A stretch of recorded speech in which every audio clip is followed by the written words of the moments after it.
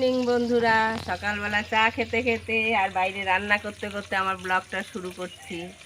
এখন চা খেয়ে রান্না করব, তারপরে আবার তোমাদের দেখাবো। আজকে রান্না করব থানকুনি পাতা দিয়ে, এই যে ছোটো ছোটো পুঁটি মাছ দিয়ে।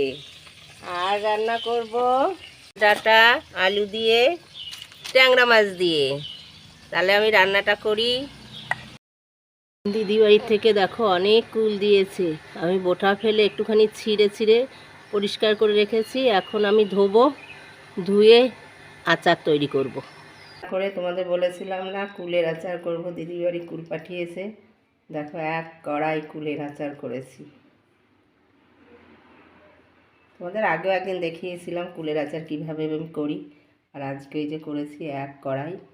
এটা ঠান্ডা হলে কোনো একটা বয়মে ভরে রাখবো। রান্না বান্না করে চান করে নিয়েছি, চান করে পুজো দিয়ে দিয়েছি।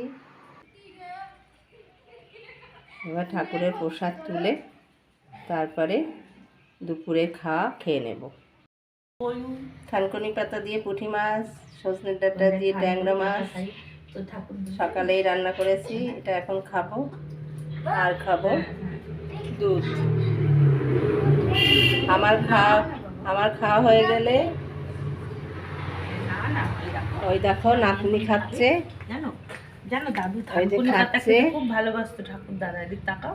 আমার খাওয়া হয়ে গেলে তারপরে আবার ওকে আমার খাওয়াতে হবে।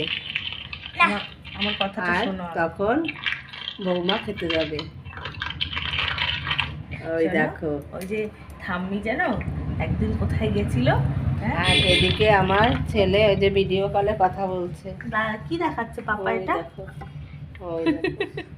কি আমি বুঝতে পারছি না গো, রোদ্দুর করছে তো।